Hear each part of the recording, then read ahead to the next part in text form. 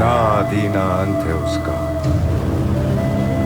वो सबका ना इनका उनका। वही शून्य है वही एकाय, जिसके भीतर बसा शिवा है। उनकी संवेदना तब होती है भाइयों बहनों, तब जागती है जब माफियाओं के ऊपर बुलडोजर चलता है। तब कहते ये नहीं करना चाहिए। राम भी उसका, रावण उसका, जीवन उसका, मरण भी उसका।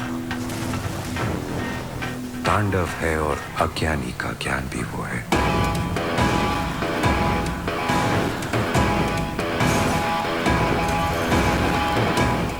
पूर्वांचल में इनका गठबंधन है समाजवादी पार्टी का, सुहेलदेव पार्टी। उनका कहना है सुहेलदेव पार्टी है, उनके समाज के वोट सब उनके गठबंधन में जा रहे हैं और हमारा गठबंधन भारी है। इस महान देशभक्त हिंदू महापराक्रमी राजा ने विदेशी आक्रांताओं को नाकों चने चबा करके भारत की स्वाधीनता को छूने रखा। और महाराज सुहेलदेव का अनुयायी आतंकवादियों के और माफियाओं का समर्थक कभी नहीं होता। जिस पार्टी ने सदैव महाराज सुहेलदेव के आदर्शों के विपरीत आचरण किया हो, उनके नाम पर उनके अनुयायी कभी वोट नहीं दे सकते, कभी नहीं।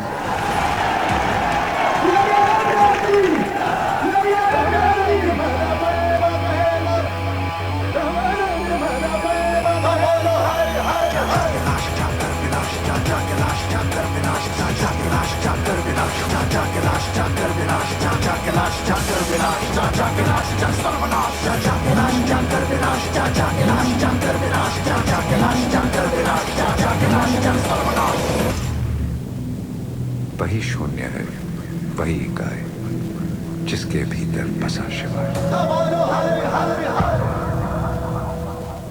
नमस्कार, मैं हूं रमेश अवस्थी और आज मैं जिस शख्सियत से रूबरू होने जा रहा हूं वो है देश के सबसे बड़े सूबे के मुख्यमंत्री योगी आदित्यनाथ जी, जिन्होंने अपनी कार्यशैली की बदौलत उत्तर प्रदेश की दिशा और दशा बदल दी है।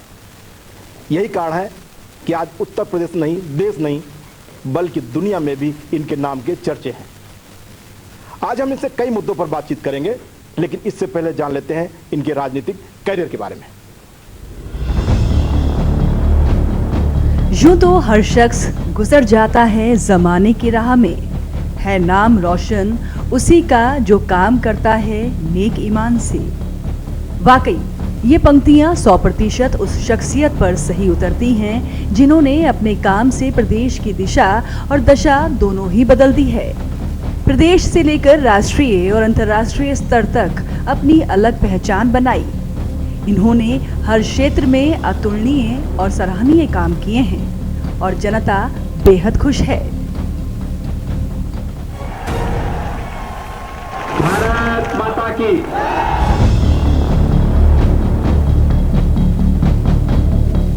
हिंदुत्व और विकास के मुद्दे की राजनीति करने वाले बीजेपी के स्टार प्रचारक और यूपी के मुख्यमंत्री योगी आदित्यनाथ का जन्म 5 जून 1972 को उत्तराखंड के पौड़ी गढ़वाल जिले के एक गांव में राजपूत परिवार में हुआ। 15 फरवरी 1994 गोरखनाथ मंदिर प्रवास के दौरान ही इन्होंने ब्रह्मलीन महंत अवैधनाथ से दीक्षा लेकर योगी बन गए। हिंदुत्व की रक्षा का जो संकल्प उठाया था उससे पीछे नहीं हटे। साल 1996 के लोकसभा चुनाव में महंत अवैधनाथ के चुनाव का संचालन किया। ये तालिबानी मानसिकता नहीं स्वीकार होनी चाहिए, कतई नहीं होनी चाहिए। ये मध्य युग में समाज को ले जाने की कुत्सित चेष्टा है।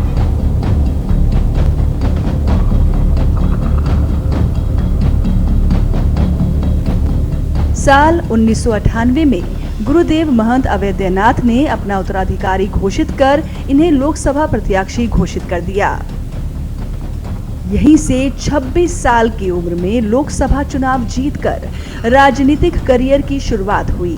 साथ ही सबसे कम उम्र का सांसद होने का गौरव भी प्राप्त हुआ। इसके साथ ही इनकी ख्याति भी बढ़ती चली गई।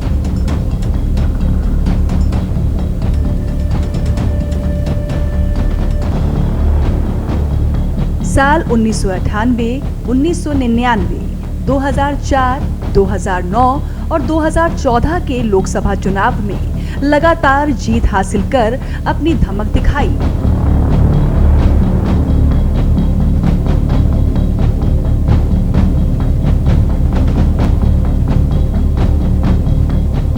2014 के लोकसभा चुनाव में ताबड़तोड़ रैलियां कर इन्होंने स्टार प्रचारक की भूमिका का निर्वहन किया और गोरखपुर से चुनाव जीतकर अपनी हनक भी कायम रखी।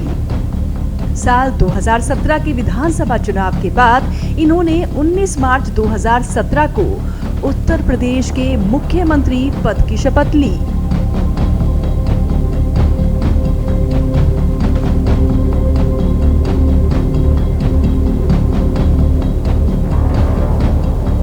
अब वो 2022 के विधानसभा चुनाव में पहली बार गोरखपुर शहर विधानसभा सीट से लड़ रहे हैं। जनसभाओं में विपक्ष पर लगातार हमलावर हैं। 10 मार्च के दिन जब भारतीय जनता पार्टी प्रचंड बहुमत की सरकार बनाएगी, तब आप देखना फिर क्या प्रदेश के अंदर कानून का राज कैसे स्थापित होता है।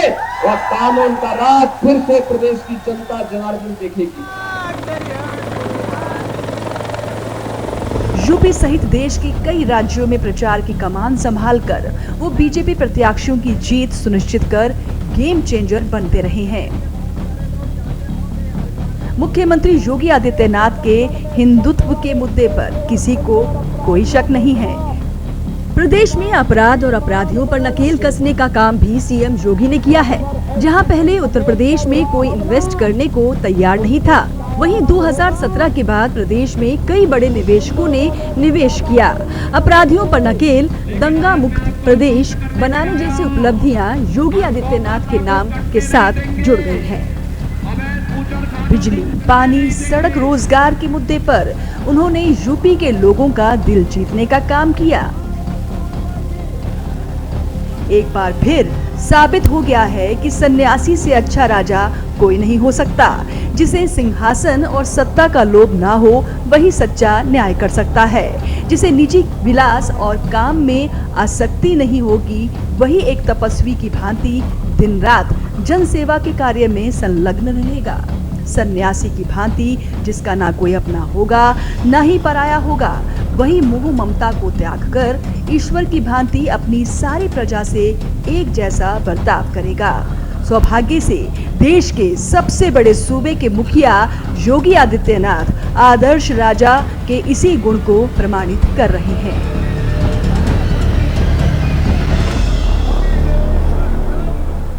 तो अभी आपने देखा उत्तर प्रदेश के मुख्यमंत्री योगी आदित्यनाथ जी का राजनीतिक कैरियर, जिन्होंने अपने काम की बदौलत उत्तर प्रदेश को अंतर्राष्ट्रीय सुर्खियों में ला दिया। चौथे चरण का चुनाव समाप्त हो चुका है। आज हम बात करेंगे मुख्यमंत्री जी से कि चौथे चरण के बाद अब स्थिति क्या है। मुख्यमंत्री जी, चौथे चरण का चुनाव समाप्त हो गया है, भारतीय जनता पार्टी को आप किस स्थिति में मानते हैं? देखिए, मैं पहले चरण से ही कह रहा हूं कि जनता जनार्दन का रुख बहुत स्पष्ट है। ये पूरा चुनाव 80 बनाम 20 का है। 80% सीटें भारतीय जनता पार्टी के पक्ष में, 20% सीटों में बंटवारा। पहले चरण से लेकर के अंतिम चरण तक ये ट्रेंड बना रहेगा और चुनाव उधर जा चुका है पहले चरण से। अब तक यानी अगर हम अब तक की इस पूरे उसको देखेंगे, आधे से अधिक सीटों पे चुनाव संपन्न हो चुके हैं और 3 चरण बाकी हैं। भारतीय जनता पार्टी 2017 के 2019 के अपने रिकॉर्ड को फिर से कायम रखेगी और प्रचंड बहुमत की सरकार प्रदेश में बनाएगी। मुख्यमंत्री जी, हमेशा आप बात करते हैं 80 और 20 की। हम लोगों ने काफ़ी भ्रमण किया पूरे प्रदेश में, तो एक बात सामने निकल के आई, जो 20% की बात है उसमें ज़्यादातर लोग ये चाहते हैं, पूरी दम लगाए हुए हैं कि भारतीय जनता पार्टी की सरकार ना आए। उस 20% में कुछ ऐसे लोग हैं जो कहते हैं सरकार भले आ जाए लेकिन योगी आदित्यनाथ जी ना आए, उनका बुलडोजर ना आए। जबकि सरकार ने और आपने ऐसा कोई विभेद नहीं किया, उस वर्ग के लिए सबको एक जो भी दिया सुविधाएं। ऐसा क्या? हमारी लड़ाई जाति, मत, मजहब या वर्ग से है ही नहीं। हमारी लड़ाई तो शुरू दिन से ही माफिया राज से रही है, गुंडा राज से रही है, भ्रष्टाचार से रही है, बेईमानी से रही है, गरीबों के हक पर डकैती डालने वालों के खिलाफ रही है। तो हम तो अपनी लड़ाई को लेकर बहुत स्पष्ट चल रहे हैं। हमने अपराध और अपराधियों के प्रति जीरो टॉलरेंस की बात कही थी, हम उस पर पहले भी अडिग थे, आज भी हैं। हमने प्रदेश के अंदर कानून का राज स्थापित करने की बात की थी, हम पहले भी अडिग थे, आज भी हमने किया और आगे भी वही करेंगे। सवाल ये है कि जनता जनार्दन भारतीय जनता पार्टी के पक्ष में है, भारतीय जनता पार्टी की सरकार लाना चाहती है और जनता जनार्दन के दम पर, उनके बल पर भारतीय जनता पार्टी प्रधानमंत्री मोदी जी के नाम, उनके काम के आधार पर प्रचंड बहुमत की सरकार बनाएगी। मुख्यमंत्री जी, 2017 में जब मैंने आपका इंटरव्यू लिया था, आप साथ में थे, उसमें एक बात हुई थी कि अगर आप विकास और अपराध को पहले किसको चुनना हो तो आप किसको चुनेंगे। आपने कहा था विकास से पहले अगर अपराध को हम रोक लेंगे तो विकास अपने आप हो जाएगा। और सांप्रदायिक दंगे की बात हुई थी, उन्होंने कहा सांप्रदायिक दंगे और अपराध दोनों रुकने के बाद विकास अपने आप हो जाएगा। सांप्रदायिक दंगे की अगर बात की जाए तो 2017 के बाद कोई सांप्रदायिक दंगा नहीं हुआ, अपराधों में भी कमी आई, तो इसका फायदा पार्टी को कितना मिल रहा है? किसी भी विकास और सुशासन की पहली आधारशिला है सुरक्षा। सुरक्षा के बगैर विकास की कोई सार्थकता नहीं है और इसलिए सुरक्षा को सर्वोच्च प्राथमिकता देते हुए सरकार ने काम किया। देखिए, 17 के पहले प्रदेशवासियों के सामने पहचान का संकट था, 17 के बाद ऐसा नहीं। 17 के पहले कोई प्रदेश में निवेश नहीं करना चाहता था, 17 के बाद देश और दुनिया का हर बड़ा निवेशक यूपी में निवेश करना चाहता है।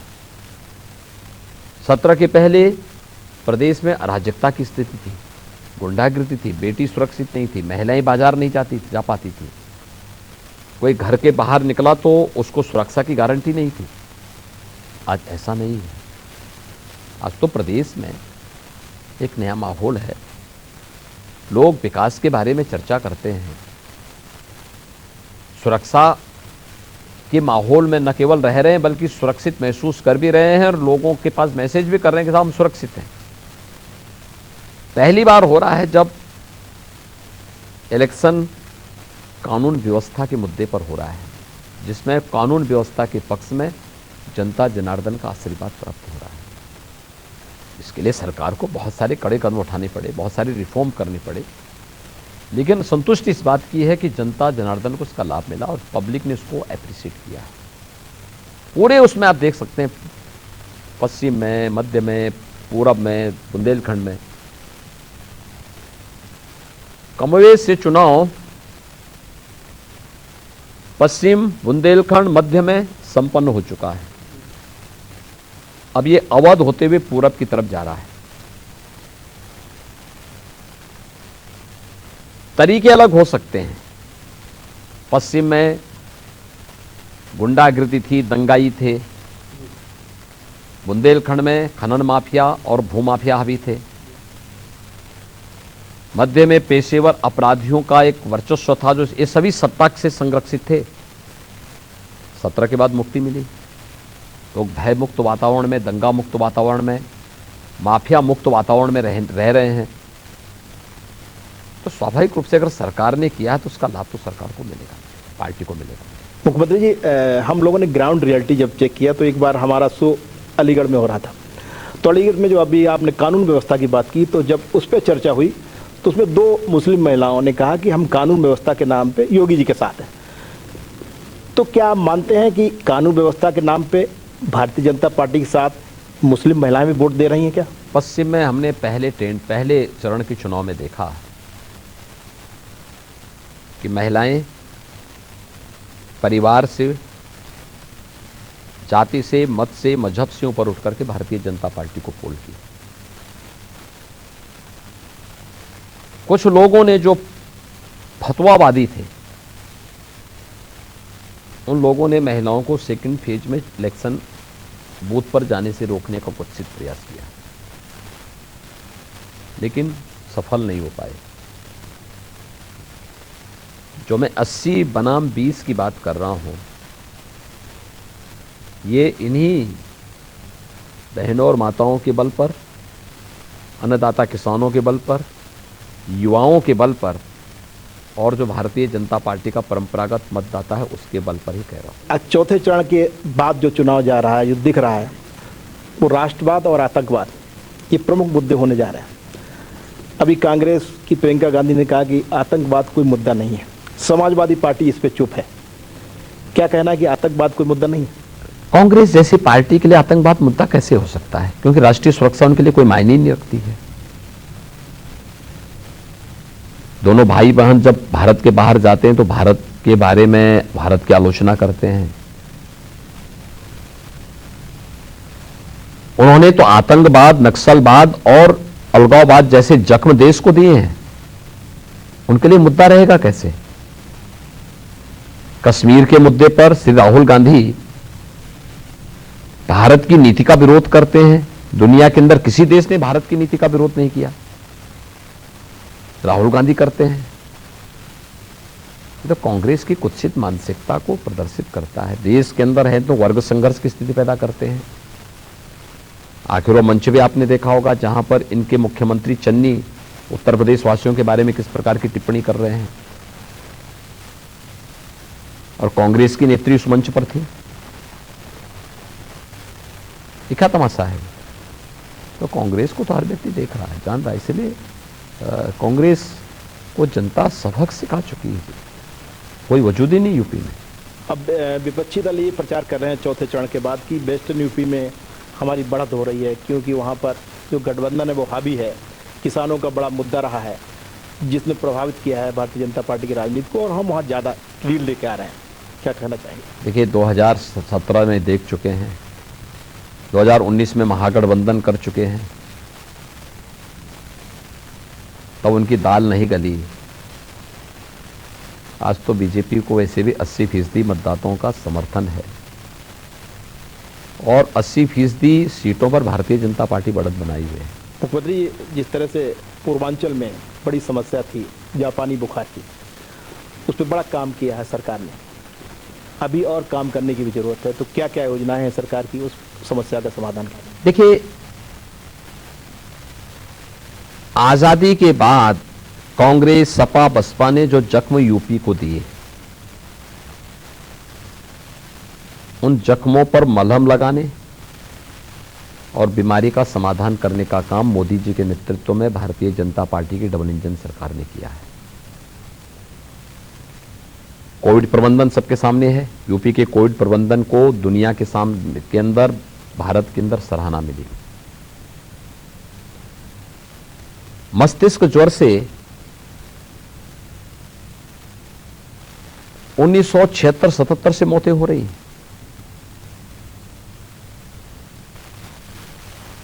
और कोई दल ऐसा नहीं कह सकता, कांग्रेस, सपा, बसपा की, इनको सत्ता में आने का अवसर नहीं मिला। हर वर्ष 1500 से लेकर 2000 बच्चों की मौत होती थी।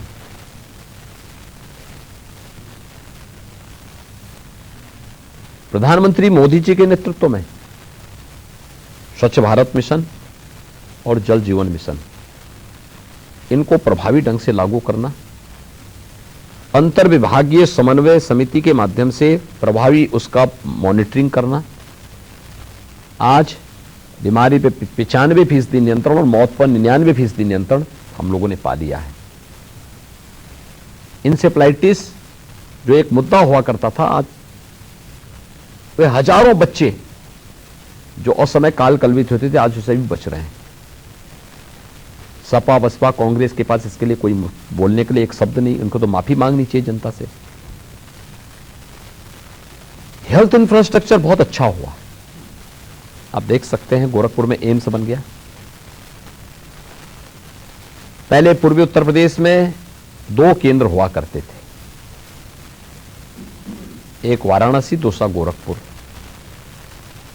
तीसरा प्रयागराज, जहां मेडिकल कॉलेज थे। आज 3 मेडिकल कॉलेज पर पूरे पूर्वी उत्तर प्रदेश की आबादी निर्भर होती थी। आज पूर्वी उत्तर प्रदेश में गोरखपुर में एम्स है, रायबरेली में भी एम्स है, काशी में एम्स के समकक्ष एक नया संस्थान बन रहा है।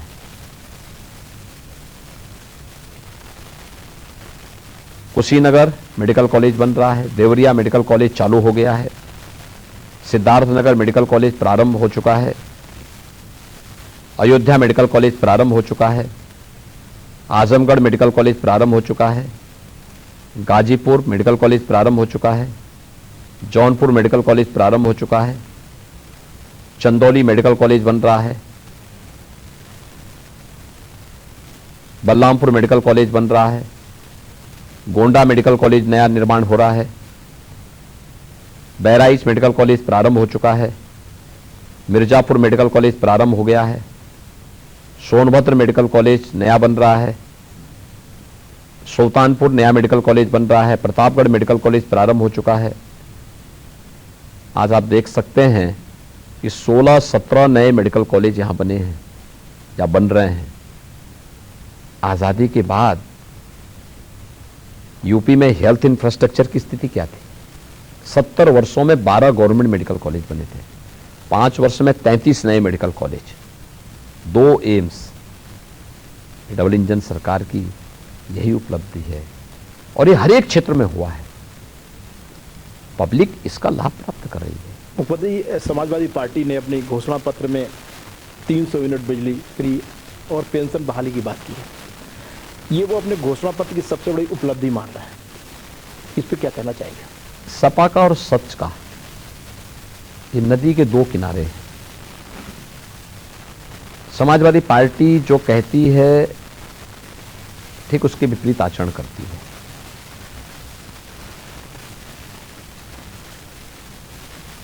चार बार प्रदेश की सत्ता में समाजवादी पार्टी रही है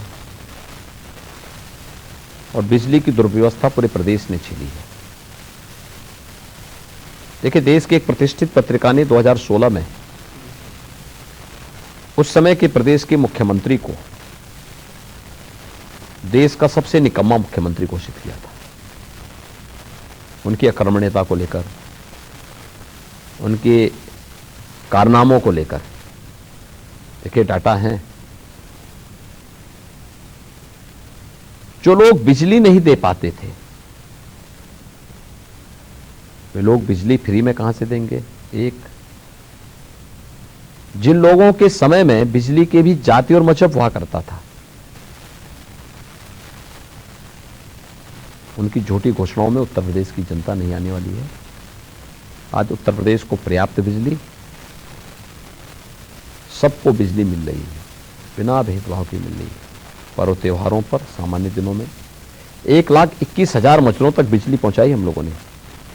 1,43,00,000 परिवारों को फ्री बिजली कनेक्शन दिए। कहां थी समाजवादी पार्टी? क्या कर रही थी 4 बार?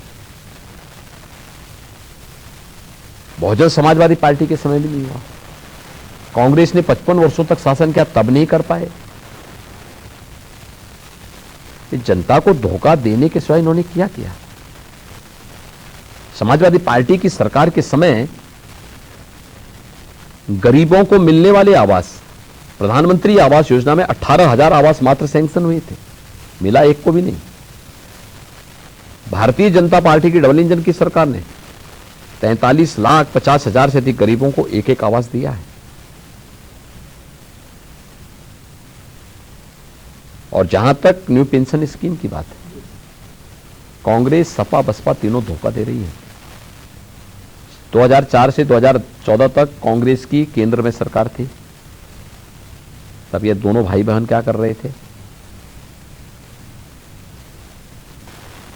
समाजवादी पार्टी के समय न्यू पेंशन स्कीम यूपी में लागू हुई थी, तब मुलायम सिंह जी चीफ मिनिस्टर थे।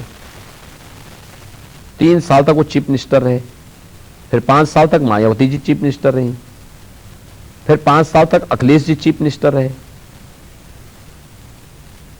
इन 13 वर्षों में इन्होंने कुछ नहीं किया। हां, कर्मचारियों के साथ अन्याय किया था। न्यू पेंशन स्कीम में 2004 के बाद के हर कर्मचारी का अकाउंट खुलता, और अकाउंट खुल करके उसमें उन कर्मचारियों को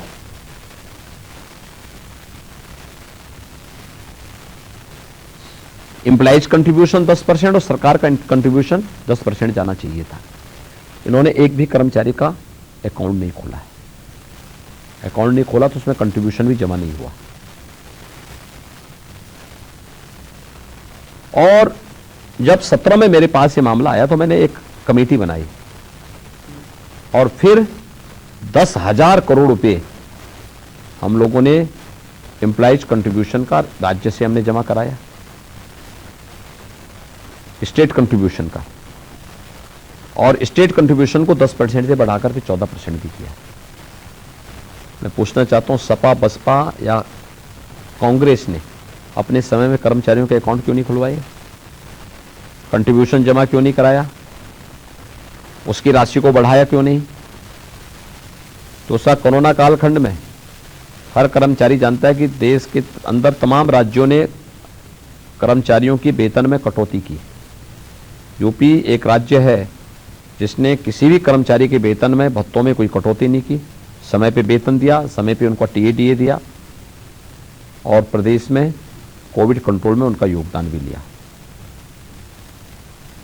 देखिए, ये लोग जो बोल रहे हैं इनसे पूछना चाहिए कि आपकी स्कीम है क्या।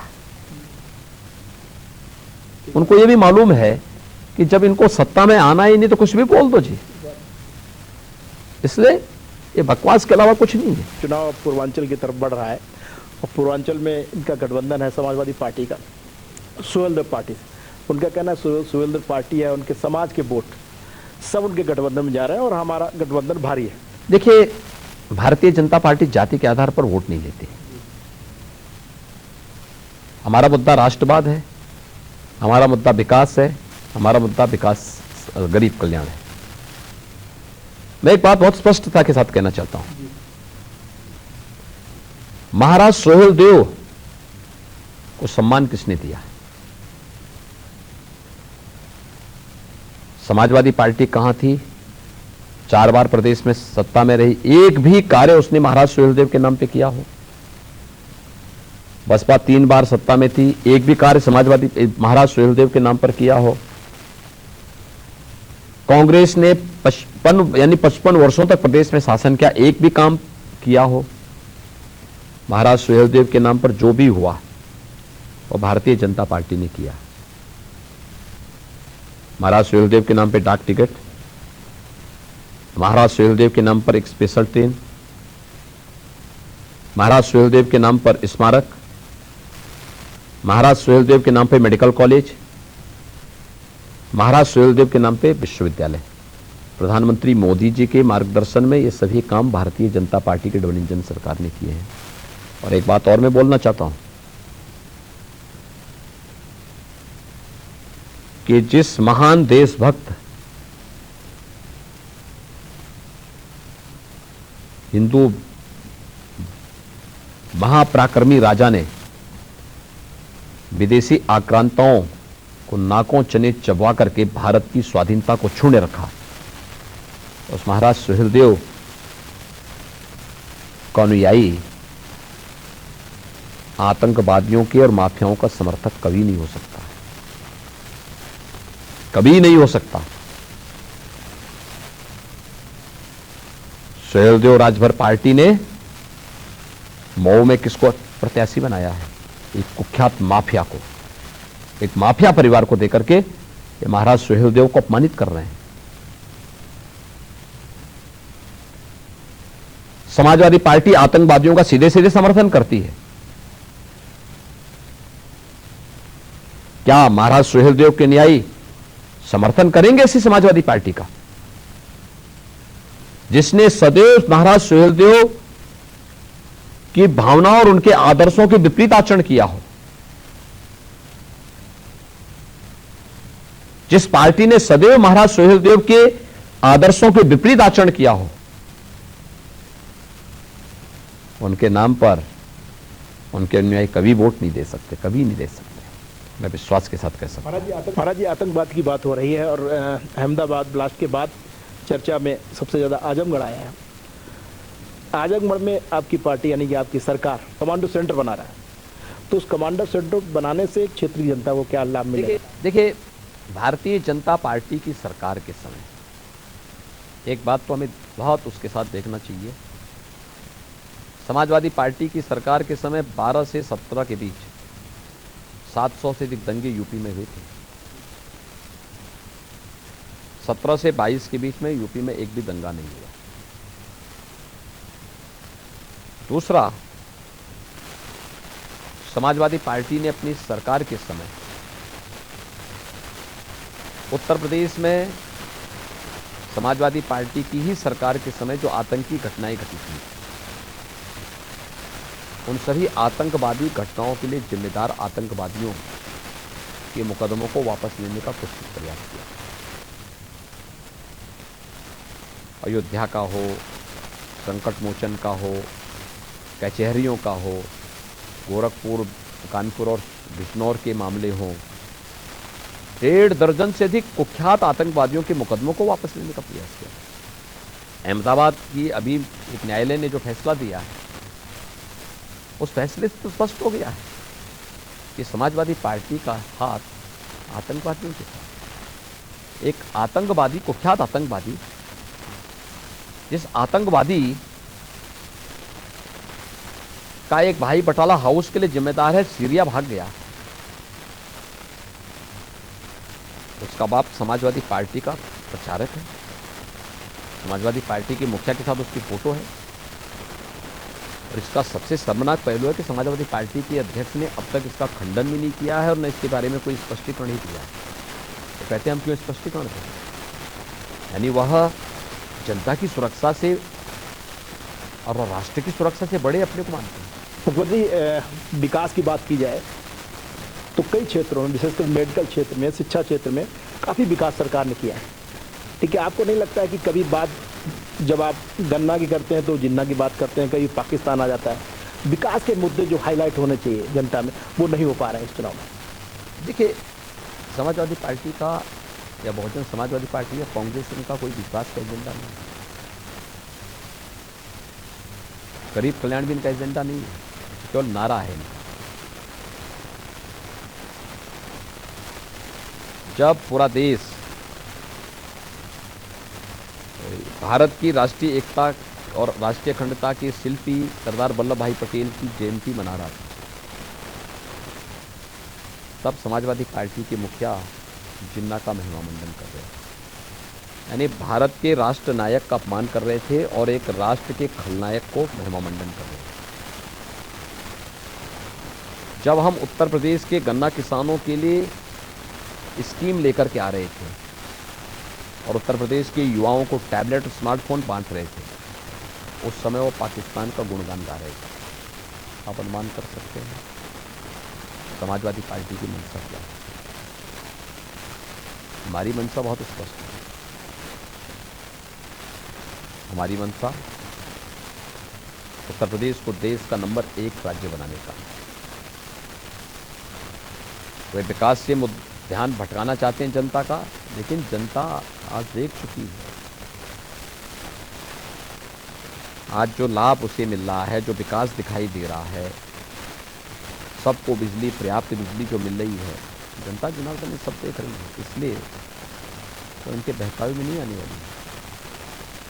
तो तय कर चुकी है कि फिर एक बार 300 पार के लक्ष्य को भारतीय जनता पार्टी प्राप्त करेगी और जनता जनार्दन उस पूरे अभियान को निश्चित करेगी। मुख्यमंत्री, युवाओं को बड़ी उम्मीद है आपसे। जो अगला चरण हो रहा है उसमें इलाहाबाद का क्षेत्र आता है, बनारस का क्षेत्र आता है। इलाहाबाद एक बड़ा सेंटर है छात्रों के लिए, पढ़ाई के लिए। कौन कौन सी योजनाएं हैं जो आगे सरकार बनने के बाद उसके ऊपर? जी देखिए, एक तो मैं इस बात को स्पष्ट कर दूं कि जो कन्फ्यूजन मीडिया के सूत्रों से प्रारंभ हुआ है, उस कन्फ्यूजन के लिए कोई जगह नहीं। जैसे यूपी पीसीएस के बारे में भी बताया है कि पीसीएस की नियुक्ति में हम बैक डोर से कुछ लोगों की नियुक्ति करेंगे, ये कभी नहीं होगा। कोई नौकरशाह सरकार की नीति नहीं बनाता। नौकरशाह का काम शासन की नीति को इम्प्लीमेंट करना होता है सरकार के निर्देश पर। सरकार को निर्देश नौकरशाह नहीं देता है, इसलिए कोई उसके बहकावे में न आए। एक दूसरा, इस बात को देखना होगा कि पारदर्शी भर्ती की प्रक्रिया हमने दी है, पूरी पारदर्शी भर्ती की प्रक्रिया हमने दी है। प्रदेश में पारदर्शी भर्ती की प्रक्रिया के माध्यम से हर छात्र को अवसर मिलेगा और अगले 5 वर्ष का लक्ष्य हमने रखा है कि हर छात्र को, हर युवा को नौकरी, रोजगार या स्वरोजगार से जो एक परिवार के एक सदस्य को जरूर नौकरी, रोजगार या स्वरोजगार से जोड़ेंगे। तीसरा, कोरोना जैसी महामारी अभी समाप्त नहीं हुई। हमने तय किया है कि यूपी के हर नौजवान को टैबलेट और स्मार्टफोन देंगे, ऑनलाइन एजुकेशन, ऑनलाइन एग्जामिनेशन और कंपटीशन की ऑनलाइन प्रिपरेशन, जिससे उसके सामान्य कामकाज बाधित ना हो। और इसका जो डिजिटल एक्सेस का खर्चा आएगा वो सरकार वहन करेगी। एक दूसरा ये भी करेगी कि कंपटीशन की तैयारी के लिए हमारे यूथ को कहीं बाहर न जाना पड़े। हर जिले में हम मुख्यमंत्री अभ्युदय कोचिंग सेंटर स्थापित कर रहे हैं, कुछ जगह हो चुके हैं, कुछ हो रहे हैं, उसके माध्यम से इस पूरी व्यवस्था कर रहे हैं। चौथे चरण के बाद का चरण है, उसमें अपराधियों के कई गढ़ हैं और ये सर्वे भी कई लोग अपना प्रचार कर रहे हैं कि गाजीपुर में भारतीय जनता पार्टी कमजोर स्थिति में है।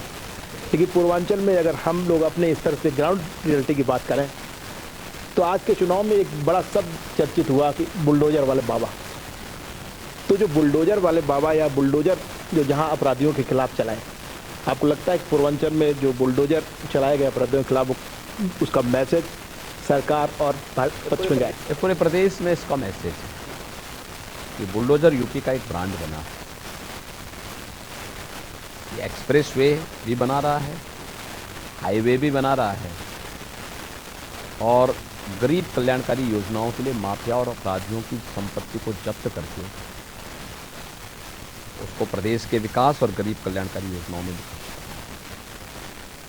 तो बुलडोजर प्रदेश के विकास का प्रतीक भी है और माफिया के अंदर भय पैदा करने का भी प्रतीक है। तो दोनों एक साथ। मुख्यमंत्री, ये कन्फ्यूजन की भी बात हो रही है, आपने एक बड़ा कन्फ्यूजन दूर किया है छात्रों के बारे में, ट्रांसपेरेंसी भर्ती के बारे में, और आज हम इस कार्यक्रम में बात कर रहे हैं और पूरे प्रदेश के लोग देख रहे हैं, युवा देख रहे हैं, लोग देख रहे हैं। ट्रांसपेरेंसी की बात की जाए तो उत्तर प्रदेश सरकार की सबसे बड़ी उपलब्धि रही है कि ट्रांसपेरेंसी रही है, इसमें कोई शक नहीं। एक फ्री आम जनमानस के लिए आपने फ्री राशन बंटवाया। आज इस कार्यक्रम के माध्यम से हम जरूर एक कन्फ्यूजन दूर करना चाहते हैं कि विपक्षी ये प्रचार कर रहे हैं कि जो फ्री राशन गरीबों को मिल रहा है वो मार्च के बाद नहीं मिलेगा। मुझे एक बात बताइए, हम तो पिछले 2 साल से दे रहे हैं और हमने वही नहीं दिया, हमने तो भरण पोषण भत्ता भी दिया। हाँ, हमारे विपक्ष के जो मित्रगण हैं ना, तो सपा बसपा कांग्रेस के लोग 2 साल में, कोरोना कालखंड के 2 साल में उनके दर्शन पिछले 3 महीने से हो रहे हैं। इससे पहले ये लोग 20 महीनों से गायब थे, यानी 24 महीने में 20 महीने ये गायब थे, कहीं नहीं थे, किसी के सुख दुख में सहभागी नहीं बनी। कांग्रेस, सपा, बसपा कहीं नहीं थी। तब भी डबल इंजन की सरकार थी, बीजेपी के जनप्रतिनिधि थे और बीजेपी के कार्यकर्ता। इसलिए यहाँ तो कोई कंफ्यूजन ही नहीं है। मुख्यमंत्री, एक बात आपने कही कि जैसे जैसे चरण समाप्त हो रहे हैं, चुनाव आगे बढ़ रहा है, चुनाव को अब जनता लड़ रही है, कई जगह दिखाई भी दे रहा है, इसका आधार क्या है? देखिए, जन विश्वास सरकार के प्रति, मोदी जी की कार्यपद्धति के प्रति। 2014 में जो देश की परंपरागत चली आ रही सड़ी गली व्यवस्था थी,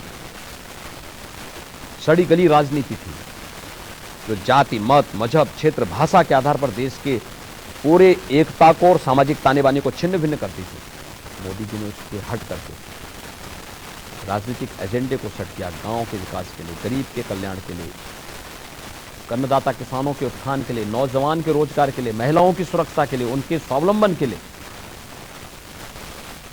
और केवल एजेंडा ही नहीं बनाया, उनसे संबंधित योजनाओं को प्रभावी ढंग से जमीनी धरातल पर उतारने का काम। ये जो जन विश्वास है, ये जन विश्वास भारतीय जनता पार्टी को प्रचंड बहुमत के साथ उत्तर प्रदेश में चौथी बार 80% से अधिक सीटें देकर के सरकार बनाने में विफल है। मुख्यमंत्री, एक बड़ा सवाल कि उत्तर प्रदेश का जब भी चुनाव होता है तो प्रदेश नहीं देश की राजनीति का केंद्र बन जाता है, सबकी निगाहें इस पर जाती हैं। तो मुझे लगता है ये पहली बार हो रहा है भारतवर्ष में कि एक सूबे का चुनाव हो रहा है जिसपे अंतर्राष्ट्रीय राजनीतिक पंडितों की भी निगाहें। मेरे पास भी कई इंटरनेशनल कॉल आते हैं, पूछे उत्तर प्रदेश में क्या हो रहा है। तो ऐसा आपने 5 वर्षों में क्या कर दिया है, ये देश से विदेश में भी चर्चा का विषय बन गया। देखिए, हर भारत का शुभचिंतक भारतीय जनता पार्टी को उत्तर प्रदेश में चाहता है, जो भारत के हित में चाहता है, भारत की समृद्धि के बारे में चाहता है, उत्तर प्रदेश की सुरक्षा के बारे में, उत्तर प्रदेश की समृद्धि के बारे में चाहता है, वह हर व्यक्ति चाहता है भारतीय जनता पार्टी उत्तर प्रदेश में। और यही कारण है यूएस से लेकर के अफ्रीकन कंट्रीज से लेकर के दुनिया के तमाम देशों में वे जितने भी प्रवासी भारतीय हैं वे रैली वहाँ निकाल रहे हैं।